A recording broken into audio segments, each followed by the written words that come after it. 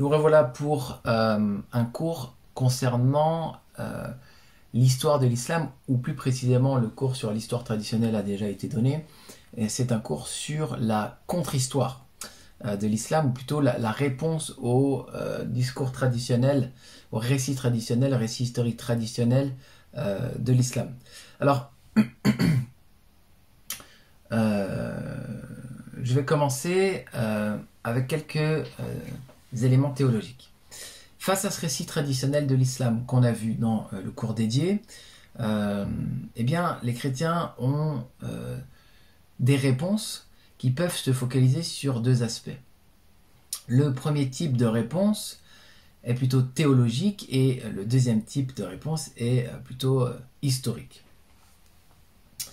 En gros, l'histoire de l'islam, je vous rappelle, nous apprend que Mohammed a reçu une révélation au 7e siècle d'un ange Djibril alors qu'il était illettré et qu'il vivait dans le désert d'Arabie. Il a reçu cette révélation envoyée par un ange à l'âge de 40 ans et puis ça a débouché sur la naissance d'une religion qui s'est répandue et qui a connu une expansion fulgurante pendant les siècles qui ont suivi, et tout ceci à partir d'un homme dans le désert et de quelques tribus arabes qui étaient plongées dans la jahiliya, l'ignorance du polythéisme pré-islamique.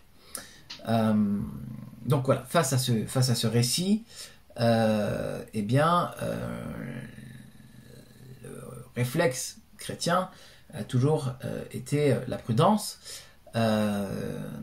parce qu'il y a une conception théologique dans la foi chrétienne qui est de justement rejeter les prédications qui seraient contraires à l'évangile et qui seraient des faux évangiles en quelque sorte.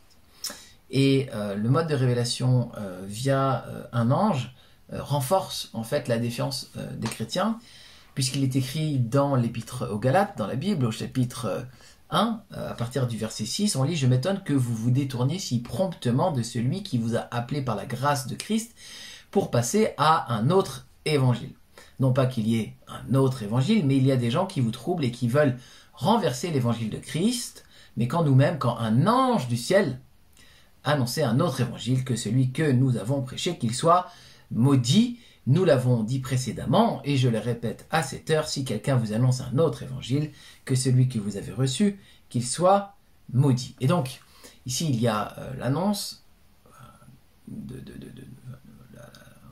la consigne de rejet et de refuser tout autre évangile. Alors, je rappelle que le Coran dit être une bonne annonce, une bonne nouvelle, et que, globalement, les musulmans interprètent le Coran comme ayant une autre conception de Jésus, à la fois sur sa personne, qui n'est plus Dieu fait homme, mais aussi sur son œuvre expiatoire, puisqu'il n'est pas allé à la croix pour mourir pour nos péchés. Et donc, il y a là, évidemment, un conflit fondamental.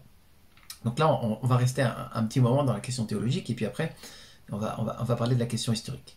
De la même manière, et on l'avait déjà vu, dans 2 Corinthiens 11, il est écrit « Car si quelqu'un vous prêchait un autre Jésus que celui que nous avons prêché, ou vous recevez un autre esprit, car si quelqu'un vient vous prêcher un autre Jésus que celui que nous vous avons prêché, ou si vous recevez un autre esprit que celui que vous avez reçu, ou un autre évangile que celui que vous avez embrassé, vous le supportez fort bien. Or j'estime que je n'étais en rien inférieur à ces apôtres par excellence. » Et donc là, c'est l'apôtre Paul qui dit, comme une critique à quelques communautés, vous acceptez un autre Jésus que celui que nous vous avons prêché.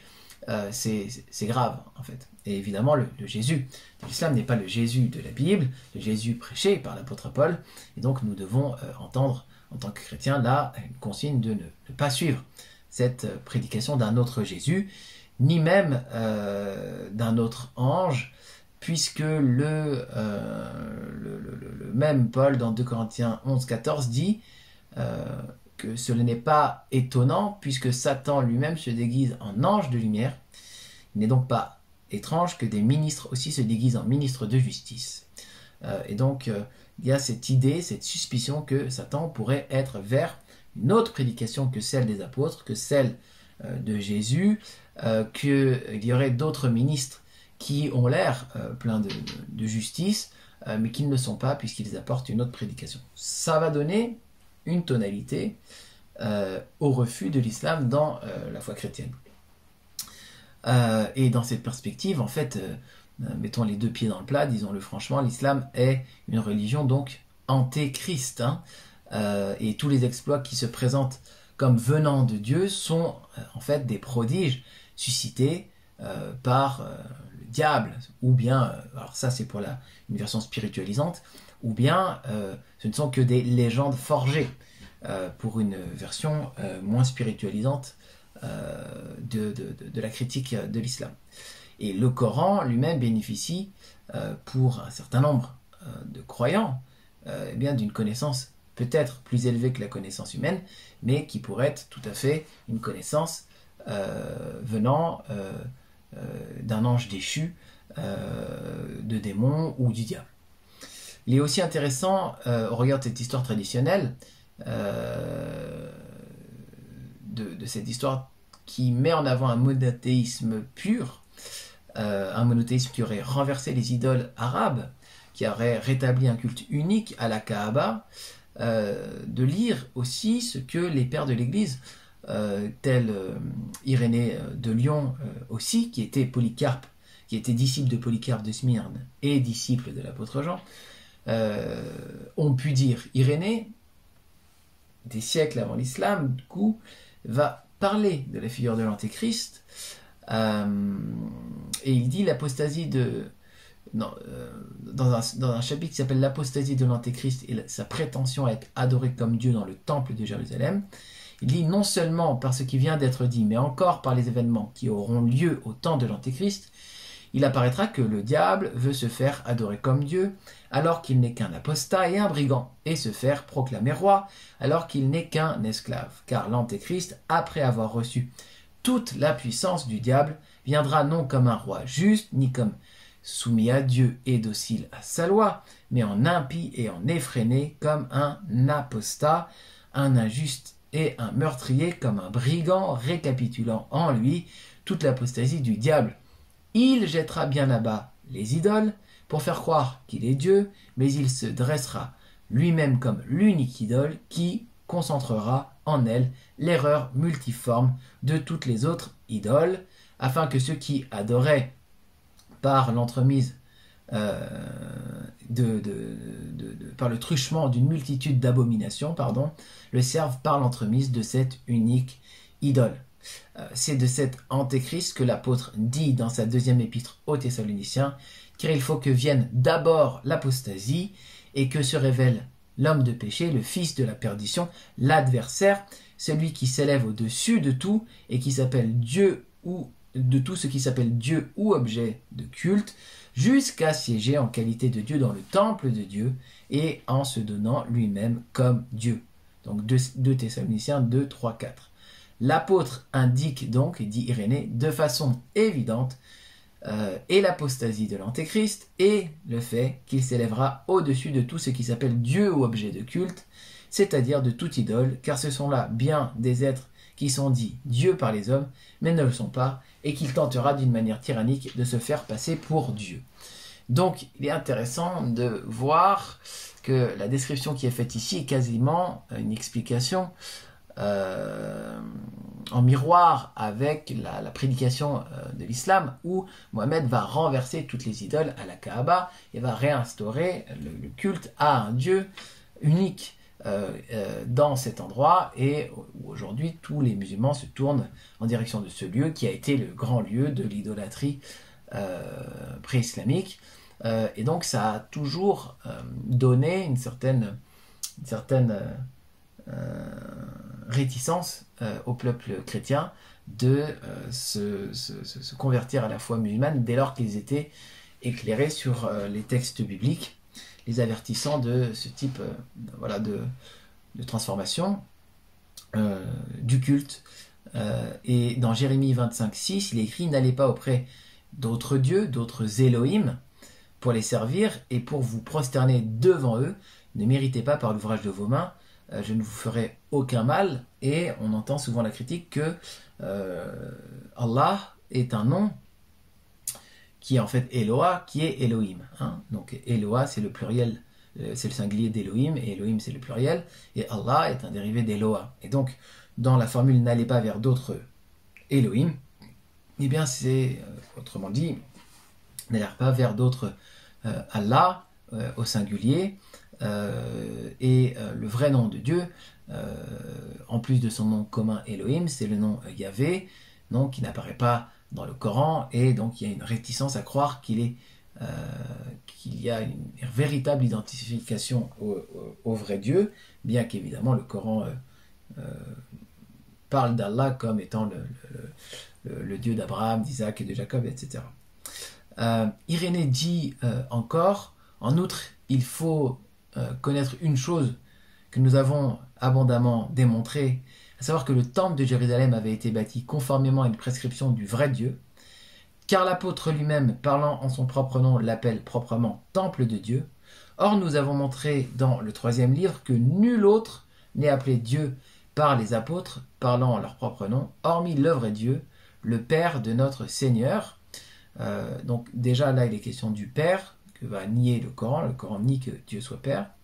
C'est donc sur son ordre qu'avait été bâti le temple de Jérusalem, pour les motifs que nous avons dit antérieurement, et c'est précisément dans ce temple que siégera l'adversaire, lorsqu'il tentera de se faire passer pour le Christ, selon ce que dit aussi le Seigneur, quand vous verrez l'abomination de la désolation dont a parlé le prophète Daniel, dressée dans le lieu saint, que celui qui lit comprenne, alors que ceux qui seront en Judée s'enfuient dans les montagnes, que celui qui sera sur la terrasse ne descende pas prendre quelque chose dans sa maison, car il y aura alors une grande tribulation, telle qu'il n'y en a pas eu depuis le commencement du monde et jusqu'à présent. Matthieu 24, 15, 17.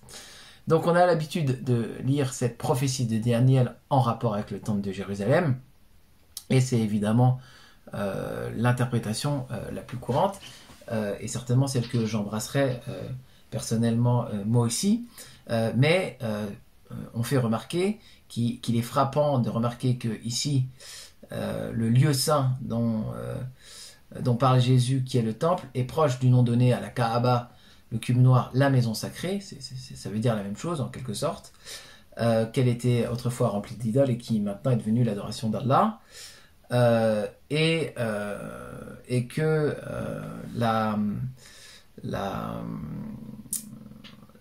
la foi musulmane, vous le savez, a érigé une grande partie de sa doctrine en référence à ce qui s'est passé sur le mont du Temple. Et il y a aujourd'hui le 3e lieu saint de l'islam, le Dôme du Rocher, la mosquée Al-Aqsa. À cet endroit-là, je vais revenir sur les raisons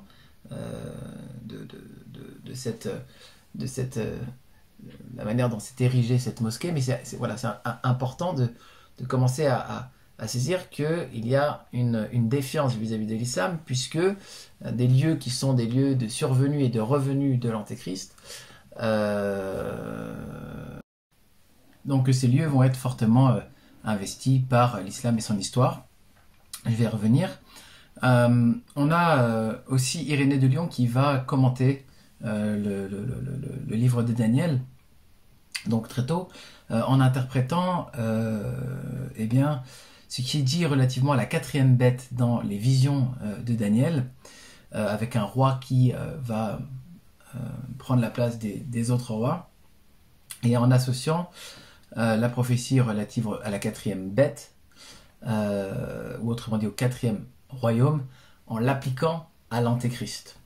Il est écrit donc dans les prophéties de Daniel qu'il y a un roi qui va émerger, qui va supplanter beaucoup de rois, et il y a une mention dans les prophéties de Daniel 7 notamment, il formera le dessein de changer les temps et la loi. Et certains ont trouvé qu'il y avait là-dedans peut-être une affinité avec l'islam qui évidemment va changer le calendrier, établir la charia, une autre loi qui doit s'établir universellement. Certains vont penser qu'il y a là une confirmation qu'il y a une forme antéchristique dans la religion musulmane. Et en plus de ça, on fait intervenir parfois la tradition juive qui va dire que ce quatrième royaume, cette quatrième bête, qui va d'ailleurs être associée à la bête dans le livre de l'Apocalypse, au chapitre 17, qui va combattre le roi des rois, j'y reviens, mais en tout cas, ce quatrième royaume est divisé entre Édom et Ismaël dans cette tradition. Et qu'est-ce que ça veut dire? Ça veut dire donc entre les musulmans et peut-être les Romains, l'Occident. Voilà comme c'est vu, aussi par la tradition qui va un peu ajouter au fait que les descendants d'Ismaël sont intégrés dans la réflexion eschatologique de fin des temps contre Israël dans certaines interprétations. On note que ces royaumes antéchrist, ce royaume antéchrist dans Apocalypse 7 va faire la guerre au roi des rois, c'est-à-dire à Jésus dans le contexte. Et il y a certains aussi qui ont fait remarquer que dans la tradition musulmane, notamment dans le Sahih Bukhari au numéro 6205-6206, il est écrit: le nom qui au jour de la résurrection sera le plus détesté d'Allah est celui de l'homme qui se donne le nom de roi des rois. Et certains ont pensé, ont estimé que si Jésus est le roi des rois, et que le nom le plus détesté au jour de la résurrection par Allah est celui de roi des rois, c'est-à-dire, donc peut-être que ça vise Jésus et donc Allah déteste Jésus, ou qu'il y a quelque chose de ce type-là qu'il faudrait interpréter. Encore une fois, ce sont des interprétations que je relaye. Nous savons donc nous avons donc un Allah qui déteste le nom de celui qui s'appelle roi des rois. Si Allah est l'antéchrist ou l'une des expressions de l'esprit de l'antéchrist, dans cette interprétation-là, il est tout à fait compréhensible qu'il déteste le nom de Jésus, qui sera appelé à la fin des temps roi des rois. Voilà, c'est de la répétition. Irénée commente encore le texte de Paul au sujet de l'impie. Vous savez, dans Thessaloniciens 2, 8 à 12, il y a un impie qui doit venir et qui doit être mis à mort par le souffle de la bouche de Dieu. Et donc, il est question d'un impie qui va égarer beaucoup d'hommes par des prodiges et par une puissance d'égarement. Certains vont aller jusqu'à dire que les miracles qui sont relatifs à Mohamed, parce que Mohamed a fait différents miracles, je vous en cite quelques-uns. Il aurait coupé la lune en deux avec son doigt, de l'eau aurait jailli du milieu de ses doigts, il aurait rétabli par exemple un œil dans son orbite d'un compagnon après qu'il ait été arraché.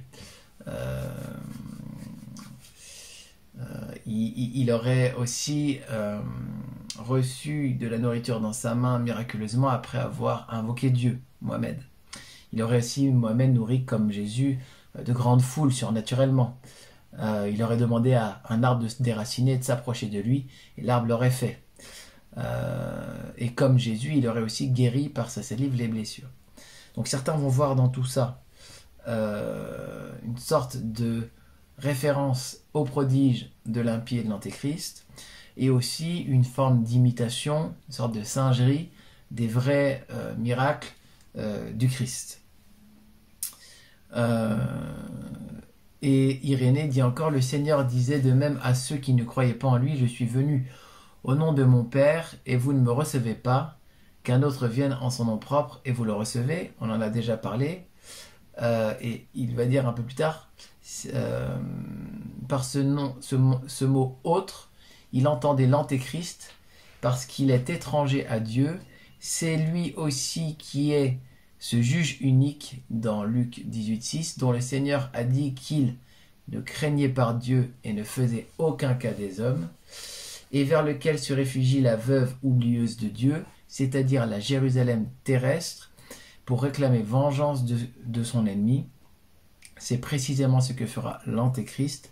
Au temps de son règne, il transportera sa royauté dans Jérusalem et siégera dans le temple de Dieu, persuadant insidieusement à ses adorateurs qu'il est le Christ. Donc il est important de remarquer que des siècles avant l'arrivée de l'islam, un certain nombre de pères de l'Église, Irénée notamment, établit un lien entre l'Antéchrist et la Jérusalem terrestre, qu'il va assimiler cette Jérusalem terrestre à une veuve oublieuse. Celle-ci demandera l'aide de l'Antéchrist pour se venger de son ennemi. Encore une fois, rien n'est clairement établi et de nombreuses interprétations ont été données, mais si Ismaël et Édom sont l'Antéchrist, eh bien, il faut demeurer attentif aux alliances entre Ismaël et un judaïsme non messianique à soif de vengeance. Et c'est ça toute l'idée que certains vont articuler en disant prenons garde à cette alliance d'un judaïsme anti-Jésus et de l'islam. Et sans avoir une vision claire sur l'interprétation de ces éléments, on ne peut oublier évidemment que lors du voyage nocturne, c'est ce que je commençais à vous dire, de Mohamed, qui se produisit de la Mecque jusqu'à Jérusalem, précisément à l'endroit du temple juif. Mohamed va arriver à l'endroit et c'est là qu'il va monter au ciel et qu'il va recevoir de la part d'Allah les 5 prières quotidiennes de l'islam et le monde entier pour oratoire. Et donc, en quelque sorte, la centralité du culte de l'islam va commencer à cet endroit, à l'endroit du temple de Jérusalem, puis se déplacer vers le centre, l'ancien centre d'idolâtrie, la Kaaba, et c'est pour ça aussi qu'il va y avoir un changement de direction, où les musulmans devaient adorer vers Jérusalem, puis vers la Kaaba, et c'est la raison pour laquelle la mosquée d'Al-Aqsa est aujourd'hui sur l'esplanade du temple, et qu'elle est considérée comme 3e lieu saint de l'islam. Donc lorsqu'on regarde les faits, Mohamed est à la fois roi, prophète et prêtre, pour continuer dans cette idée de pourquoi certains assimilent l'islam à l'antéchrist, alors que seul le Messie avait le pouvoir de concentrer les 3 offices de prêtre, roi et prophète, ce que Jésus est, il est prêtre, roi et prophète.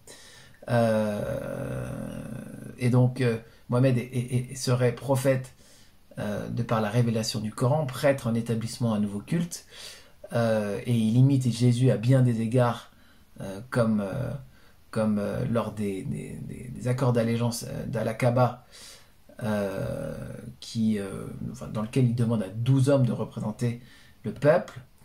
Le prophète à ce moment-là leur dit « Vous vous engagez pour votre peuple comme le firent les apôtres de Jésus, fils de Marie, pour les leurs, et je m'engage quant à moi pour mon peuple, c'est-à-dire les musulmans. » Ils répondirent « Oui ». Donc il est prêtre, parce qu'il rétablit le culte, il est prophète, mais il a aussi l'allégeance des hommes, et il va devenir le commandeur des croyants, et donc les rois, et il imite ouvertement le Christ en prenant 12 personnes à l'image de Jésus, et ceci va dire que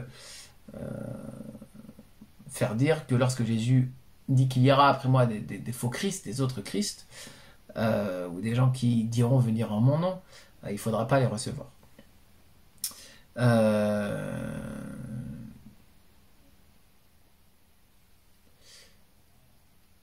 On a encore quelques arguments avant d'arriver à la question plus historique, toujours en lien avec les éléments sur l'aspect théologique. Irénée commente encore le livre de Daniel avec ces mots. C'est pourquoi Daniel dit encore: le sanctuaire sera dévasté, le péché a remplacé le sacrifice et la justice a été jetée par terre. Il a fait cela et cela lui a réussi. Daniel 8, 11, 12. Et l'ange Gabriel, expliquant à Daniel les visions, disait de ce même antéchrist: à la fin de leur règne se lèvera un roi impudent, le visage de visage et habile à saisir les problèmes. Sa force sera considérable, il fera de prodigieux ravages, réussira dans ses entreprises, fera périr les puissants, et le peuple salue. Le joug de son carcan s'affermira, la ruse sera dans sa main et s'enorgueillira dans son cœur. Par la ruse, il fera périr beaucoup de gens et dressera pour la perte d'un grand nombre. Il les brisera de sa main comme des œufs. Et certains pensent que tous ces éléments pourraient s'attribuer à l'histoire de l'expansion de l'islam. il est écrit dans la suite, l'ange indique encore le temps de sa domination tyrannique, temps durant lequel seront persécutés les saints qui offrent à Dieu un sacrifice pur. À la moitié de la semaine, dit-il, cesseront mon sacrifice et ma libation, et dans le sanctuaire sera l'abomination de la désolation, et jusqu'à la consommation du temps, la consommation sera donnée par-dessus la désolation. La moitié de la semaine, ce sont 3 ans et 6 mois. Et donc, je ne vais pas du tout m'avancer dans le calcul des temps. Je ne suis même pas sûr du tout que ça corresponde à l'islam. Je pense même que ce n'est pas le cas. Mais peu importe mon avis, certains vont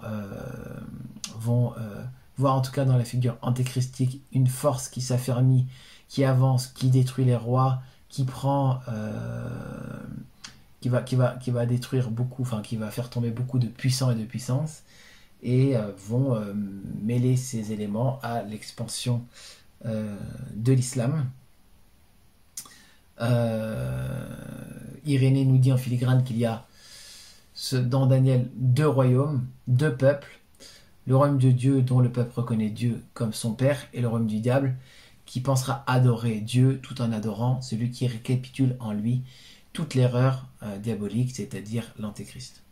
Un dernier élément théologique marquant, eh bien, c'est la prophétie faite à Mohammed, dont le récit est donné dans le recueil de hadith de Al-Bukhari numéro 4. Il écrit « Quand je marchais, dit le prophète, j'entendis une voix venant du ciel.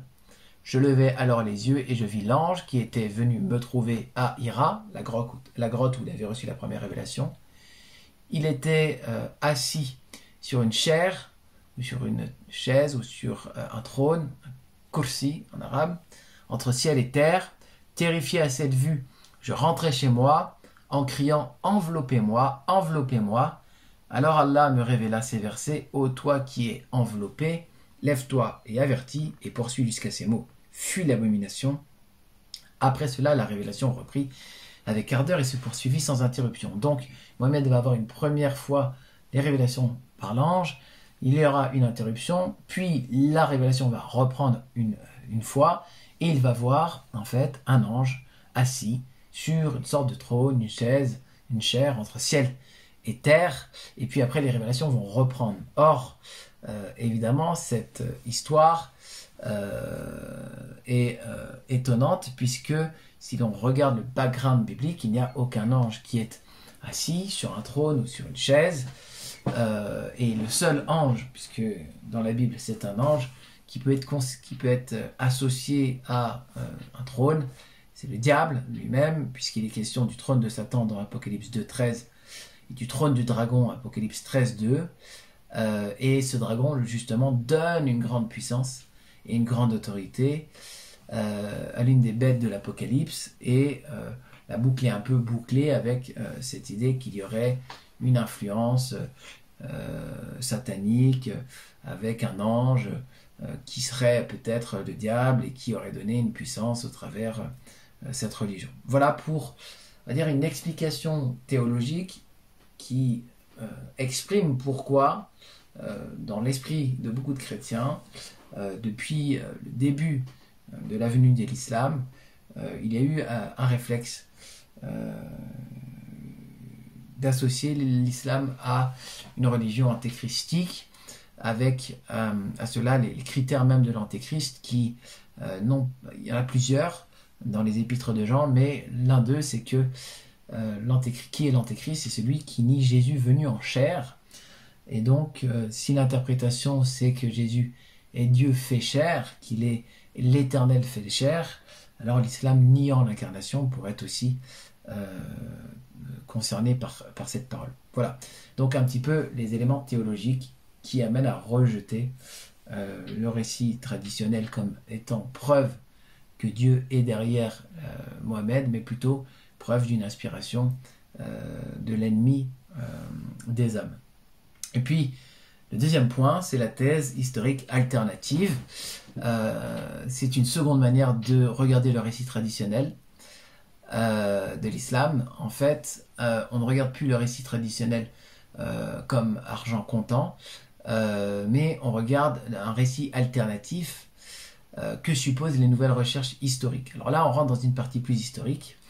Il n'y a pas de consensus parmi les chercheurs, mais je vais essayer de présenter quelques éléments vulgarisés, notamment par Audouin Lafontaine, mais pas seulement.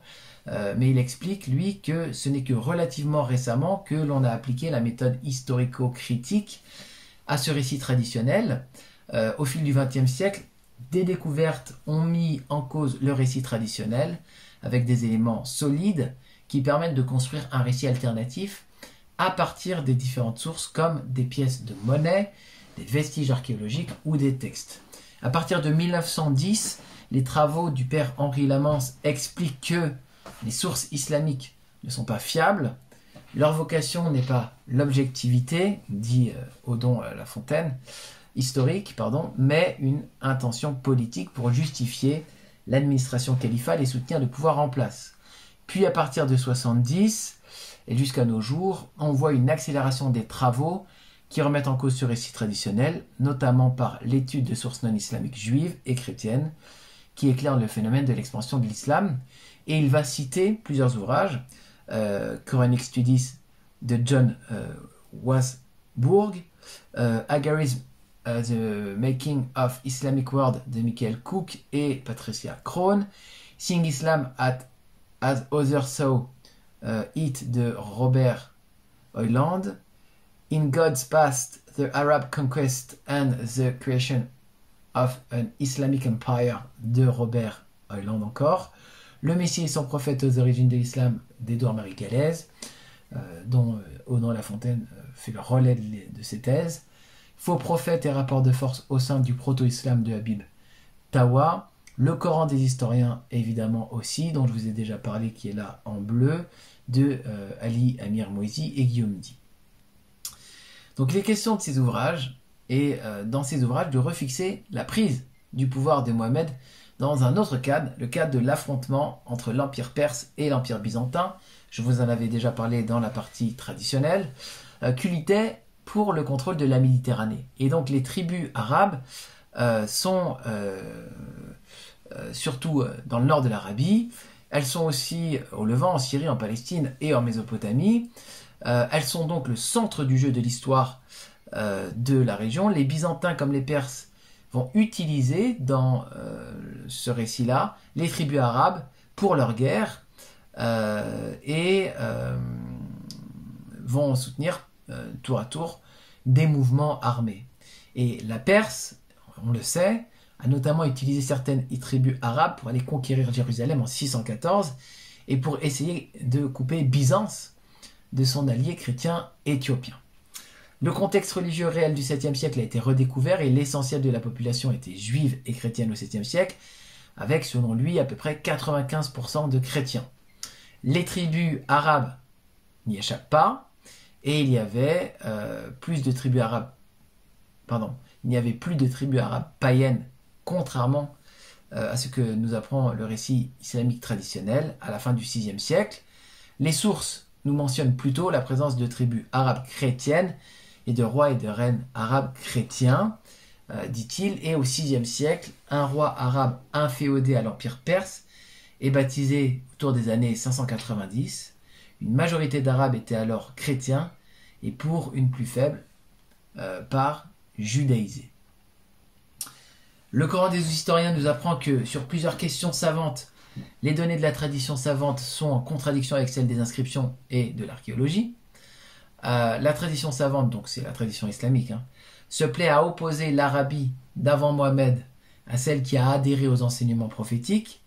La première est misérable, ignorante, isolée, archaïque, païenne, tandis que la seconde accède à la puissance, après avoir écrasé l'empire sassanide et s'être emparé des provinces levantines et africaines de Byzance, à la richesse et au savoir. C'est l'illustration manifeste de la faveur que Dieu accorde à ceux qui se soumettent à sa loi.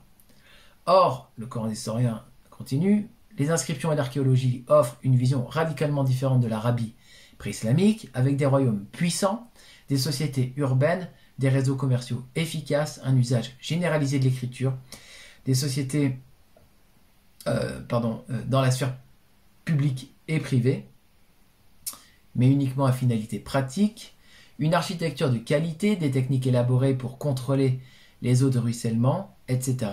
Du point de vue religieux, l'Arabie évolue de la même manière et au même rythme que le monde méditerranéen, dans lequel elle est manifestement intégrée.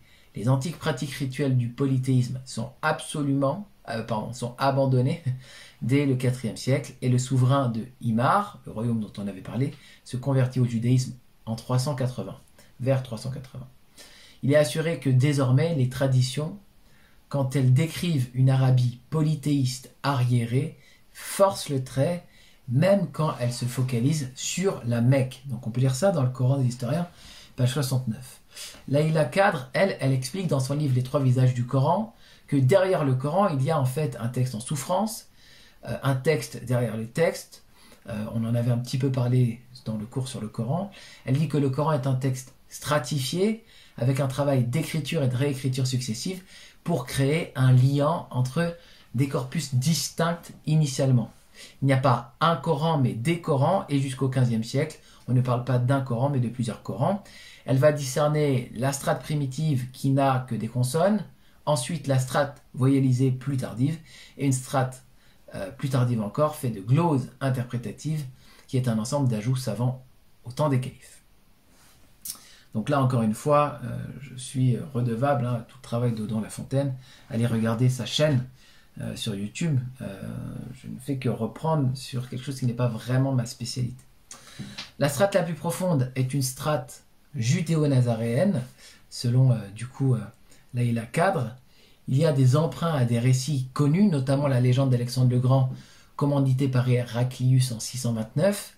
Cet écrit possède des extraits qui se retrouvent dans le Coran. Ceci pose problème car cela remet en question toute la chronologie traditionnelle de l'islam, puisque Mohammed serait mort en 632 et que le Coran était déjà révélé, bien que pas encore fixé.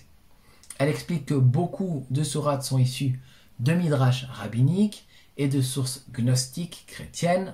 On en avait vu une partie ensemble sur le Coran, bien connu. Beaucoup d'éléments donc qui annulent le récit traditionnel d'un Coran révélé surnaturellement de A à Z. Dans le grand secret de l'islam, Olaf explique que l'islam, donc Olaf c'est le diminutif de Odon Lafontaine pour ceux qui ne savent pas, Olaf explique que l'islam est d'abord une idée, l'idée d'une communauté qui est la meilleure communauté au-dessus des autres communautés est désignée pour établir un monde délivré du mal. En ce sens, l'islam est un messianisme eschatologique de tendance judéo-chrétienne, ou plus précisément judéo-nazaréenne. Et donc le point de départ de la nouvelle approche sur l'islam commence avec Jésus lui-même. Dans la prédication de Jésus et des apôtres, existait l'idée que le monde sera délivré du mal. Voilà ce que dit Odon. L'idée d'une délivrance survenue par l'émergence d'un messie politique qui devait libérer le pays était forte au temps de Jésus. On retrouve ce genre de compréhension chez les apôtres, acte 1.6. Alors les apôtres réunis lui demandèrent « Seigneur, est-ce en ce temps que tu rétabliras le royaume d'Israël ?» Un mouvement messianique se développe donc jusqu'à la révolte juive 66 à 73 après Jésus. En 70, suite à la prise de Jérusalem et à la destruction du temple, les autorités romaines demandent aux non-combattants de s'enfuir. Une partie des judéo-nazaréens quitte Jérusalem et reste sur le plateau du Golan en Syrie après la destruction du temple. Ils attendent que Jésus revienne et reconstruise le temple, mais celui-ci ne revenant pas, ils vont alors prendre le parti que c'est à eux de rebâtir le temple pour le faire revenir. Et quand il reviendra, il les nommera généraux de son armée pour la conquête du monde. Ce groupe va se donner un corpus politico-religieux. Les pères de l'Église en parlent et les dénoncent comme des hérétiques. Eusèbe de Césarée, Saint Jérôme Épiphane de Salamine dans le Panarion. Et ces gens s'appelaient eux-mêmes Nazaréens. On les nomme aussi judéo-nazaréens. Et aujourd'hui, on parle de juifs de manière anachronique. Le terme juif doit être redéfini parce que les juifs d'aujourd'hui sont les juifs issus du judaïsme rabbinique, mais les judéo-nazaréens du début de l'ère chrétienne étaient bien d'ethnie judéenne sans avoir la religion rabbinique qui s'est développée par la suite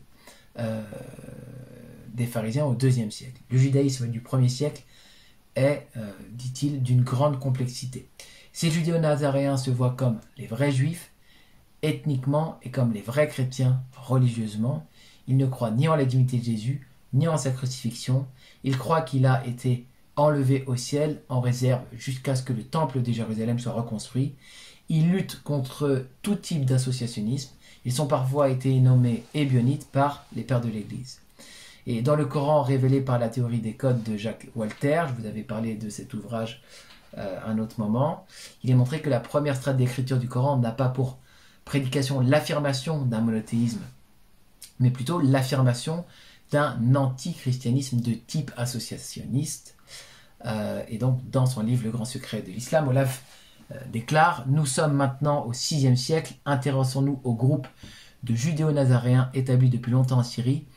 Les découvertes archéologiques et les études historiques permettent de localiser leur foyer d'habitat, comme par exemple l'étude des toponymes de Syrie, qui ont conservé la mémoire des anciens habitants judéo-nazaréens, des noms encore en usage aujourd'hui comme Nassirié, Ansarié, Wadi an-Nassara, c'est-à-dire l'oued des Nassara ou l'oued des Nazaréens, ou encore le mont Nosaïris, mont des Nazaréens, indiquent leur présence ancienne.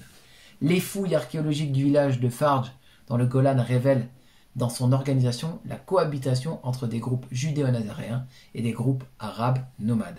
Selon cette thèse, donc, les judéo-nazaréens de Syrie ont gardé le désir de rebâtir le temple à Jérusalem. Ils sont entourés de tribus arabes fraîchement converties au christianisme et spécialisées dans les razzias. Le projet chez ces judéo-nazaréens est de transmettre leur aspiration messianique et eschatologique aux tribus arabes chrétiennes pour réaliser leur utopie d'un messianisme eschatologique. Olaf explique qu'il y a des fouilles archéologiques qui ont été menées en Syrie, il y a des synagogues qui associent des symboles juifs et chrétiens comme on ne l'a jamais vu ailleurs. Petit à petit, les Arabes chrétiens sont venus habiter dans des villages pour cohabiter et finalement préparer l'envoi en mission de la conquête de Jérusalem. Dans ce cadre, des premiers feuillets du corpus coranique sont écrits. Donc, dans Le Grand Secret de l'Islam, page 27, on peut lire « Comme les judéo-nazaréens s'y sont pris, comment s'y sont-ils pris, pardon. Voici leur thème principal de prédication pour gagner les Arabes à leur cause. Nous, judéo-nazaréens, sommes juifs, descendants d'Abraham, par son fils Isaac. Vous, Arabes, êtes descendants d'Abraham par Ismaël. Nous partageons donc le même illustre ancêtre qui se trouve être le fondateur de la vraie religion. Nous sommes cousins, nous sommes frères, nous formons une même communauté, une même Oumma. Nous devons donc partager la même vraie religion. Nous devons obéir aux mêmes lois issues des textes sacrés reçus de Moïse, la Torah, celle conservée au sein du milieu judéo-nazaréen, ce qui l'a peut-être fait évoluer différemment de celle des juifs rabbiniques. Nous devons obéir, alors ça c'était une parenthèse, nous devons obéir au commandement du Messie Jésus, à l'évangile, donc le primo-évangile de Matthieu, bien sûr, qui a été conservé, non modifié par les judéo-nazaréens, mais en fait qui a été modifié réellement, comme on l'a découvert précédemment, donc il citait un autre passage de son texte. Nous devons donc porter le même projet de conquête de la terre promise de Jérusalem et de relèvement du temple. Vous, Arabes, vous devez donc nous faire alliance à nous, vos cousins, par le sang, et à nous, vos frères aînés, dans la vraie religion, et alors nous vous conduirons, et ensemble nous pourrons sauver le monde en faisant revenir Jésus sur terre et éradiquer le mal à la tête de nos armées. Et son retour fera de nous, fils d'Isaac, et de vous, fils d'Ismaël, ses élus, dans son nouveau royaume, son bras armé. Voici une formidable promesse messianiste. Faire allégeance aux judéo-nazaréens, adhérer au projet, c'est devenir soi-même un pur, un élu, en vue d'une rétribution toute terrestre, toute accessible dans le nouveau royaume du Messie, et au passage, sans doute, accumuler le butin au fil des conquêtes qui doivent mener jusqu'à Jérusalem. Donc les Nazaréens ont traduit leur lectionnaire composé de l'évangile de Matthieu, adultéré par sa conservation dans ce milieu-là, de la Torah, des apocryphes chrétiens, et des commentaires, etc. Les pères de l'Église ont identifié cet évangile à l'évangile des Hébreux. Les judéo-nazaréens disposaient alors de petits feuillets de prédication qui vont jouer un rôle de premier ordre dans la formation du Coran. Mohammed est alors l'un des prédicateurs de ce mouvement judéo-nazaréen. Et Olaf continue. Quant à Mohammed, on ne sait rien de son année de naissance exacte. Il a dû naître à la fin du VIe siècle au sein de la tribu des Koraïchites, implanté dans la région de Latakia, en Syrie. Donc il va déplacer le lieu. Est-il né chrétien ou dans une famille déjà endoctrinée par les judéo-nazaréens? Nous ne le savons pas de façon certaine. L'endoctrinement semble avoir débuté vers la fin du VIe siècle. L'histoire musulmane a conservé du milieu propagandiste dans lequel il baigna des figures de religieux judéo-nazaréens plus ou moins symboliques, notamment Waraka, le fameux cousin de Khadija, ou Bahira, le fameux moine qui avait déclaré que Mohammed était un prophète annoncé dans les livres qu'il avait chez lui. Certains associés à la ville de Bosra, située sur le chemin de Yatrib, la ville oasis du désert de Syrie, siège d'une importante communauté judéo-nazaréenne. Dans cette ville de Bosra est également originaire un arabe converti au judéo-nazaréisme, Zayd ibn Thabit. Les traditions musulmanes disent qu'il a reçu un enseignement juif à Yatrib. Rompu à la lecture et à l'écriture du syriaque et de l'hébreu, Zayd jouera un rôle important de lien entre les communautés judéo-nazaréennes et arabes. Fidèle à la tradition koraïchite, le jeune Mohammed est alors marchand et trouve à s'employer auprès de Khadija, une riche veuve convertie au judéo-nazaréisme, si ce n'est judéo-nazaréenne elle-même. Parmi ces groupes mixtes, l'un en particulier attire l'attention à 30 km au nord-est de Latakia aujourd'hui, qui s'appelle Al-Ladikia. On trouvait encore vers 1920 les ruines d'un caravansérail, c'est-à-dire la base d'une tribu de nomades commerçants caravaniers. C'était Kouraïs, ou plutôt An al-Kouraïsi, le caravansérail des Kouraïs, encore mentionné dans la carte de Syrie réalisée en 1927 par René Dussault, sous le nom de Khan el-Kouraïsi, Kourachié, situé au bord de la rivière Naral Kouraïsi. Donc tout ça, c'est des reprises de Koraïch. C'est le point d'ancrage de la tribu Koraïch, les Koraïchites, dont la présence dans la région est attestée jusqu'à nos jours. Donc les historiens ils vont récolter le témoignage du juif qui ont écouté la prédication de Mohammed sans la reconnaître comme véridique. On retrouve des traces dans le Coran. Selon ces témoignages, ce que prêche Mohammed au début de son activité n'est pas musulman au sens traditionnel du terme. L'histoire témoigne de la prise de Jérusalem qui va se réaliser via les Perses et la région du Cham. Et cette région, elle est le lieu d'affrontement majeur pour la conquête du pourtour méditerranéen. En 614, les Perses gagnent une expédition contre Byzance. L'un des généraux perses, Romizanès, va partir jusqu'à Jérusalem et conquérir Jérusalem. Et il a emmené avec lui des troupes auxiliaires arabes, dont des Koraïchites, de Syrie. Cette tribu a le même nom que la tribu de Mohammed, qui devait pourtant se trouver à la Mecque, selon le récit traditionnel. Donc, une troupe composite faite de cavaliers arabes et judéo-nazaréens arrive à Jérusalem. Pour Alaf, on trouve trace de tout ça dans le Coran. Le discours musulman veut faire dire dans ces passages du Coran complètement autre chose que ce dont l'histoire témoigne. Le Coran et la tradition parlent de la conquête de la Mecque et d'autres événements relevant de la légende, mais les faits s'appliquent en réalité à la conquête de Jérusalem, ou en tout cas l'arrivée vers Jérusalem de ces tribus qui soutiennent les Perses. Les récits historiques parlent de l'invasion par cette troupe composite qui se précipite sur l'esplanade du temple pour faire revenir le Messie et refaire les sacrifices avant de partir à la conquête du monde. Ils vont se purifier, se raser la tête comme les nazirs de l'Ancien Testament. Ils en viennent même aux mains avec les juifs locaux qui ne veulent pas leur laisser le temple. Et donc l'histoire témoigne que Romizanès, le général perse, prend le parti des juifs locaux qui sont plus importants stratégiquement que les quelques judéo-nazaréens de la troupe, qui seront finalement expulsés de Jérusalem. Et on trouve trace de cet événement dans la sourate dite des Romains, sourate 49, 20, 22, maquillée plus tard, et le groupe judéo-nazaréen se retrouve en Syrie dépité.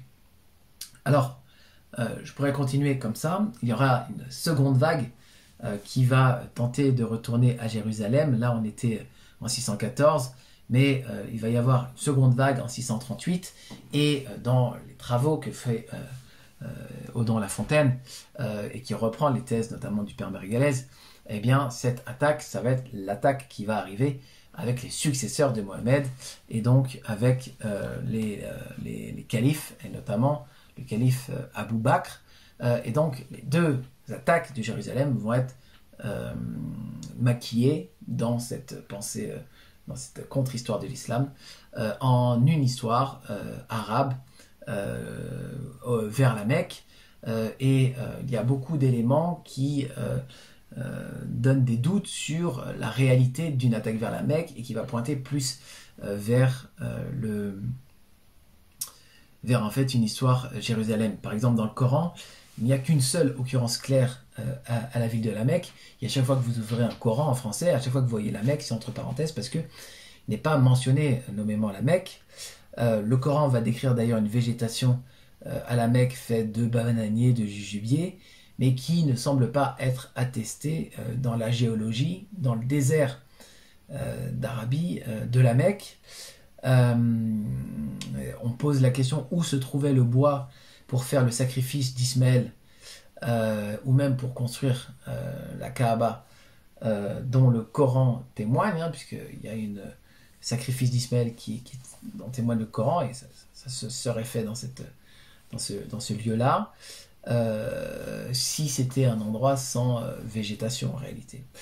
Les recherches archéologiques montrent que la monnaie dont parle le Coran n'existait pas en ce temps, nous disent certains historiens. Il n'y a aucune citation de la Mecque chez les auteurs antiques. Les cartes anciennes de l'Arabie ne connaissent pas la Mecque avant le 9e siècle. Et on sait aussi que le chercheur Dan Gibson a montré que les Qibla, donc les murs qui vont en direction de la Mecque, des premières mosquées de l'islam, ne sont pas tournés vers la Mecque mais vers Petra, et que Petra avait en réalité la géologie et les arbres, etc., etc., qui correspond plus fortement à ce que le Coran dit. Donc on va avoir différentes thèses. Est-ce que l'origine de la contre-histoire de l'islam parle d'un Mohammed ou d'une tribu des Quraysh en Syrie? Est-ce qu'on parle plutôt d'un mouvement qui part de Petra? Mais en tout cas, toute l'idée, c'est de dire le Coran ne nous dit pas tout. Il y a différentes strates, différents visages, comme le dit Leila Kadr. Et ce qu'on a dans le Coran, puisqu'on voit qu'il y a énormément de références au Midrash à la fois chrétienne, et que l'environnement est chrétien, voire judéo-nazaréen, et qu'il y a un mouvement messianiste judéo-nazaréen, est-ce que tout ça n'est tout simplement pas un texte forgé dont il faut redécouvrir l'histoire, malgré la tradition et malgré les maquillages du Coran. Donc voilà pour vous expliquer un petit peu le cadre intellectuel des nouvelles perspectives historiques qu'il faut puiser et comprendre aujourd'hui pour avoir un autre regard. Donc dans ce cours, on a vu un regard théologique sur le refus de l'histoire traditionnelle dans la foi chrétienne depuis les origines. J'ai beaucoup cité Irénée de Lyon pour ça. Et puis une contre-histoire de l'islam au travers notamment les travaux récents bien vulgarisés par Odon Lafontaine, notamment dans son livre que vous pouvez trouver gratuitement en ligne, Le grand secret de l'islam. Voilà, j'espère avoir été clair et vous avoir été utile dans cette présentation. À bientôt, soyez bénis.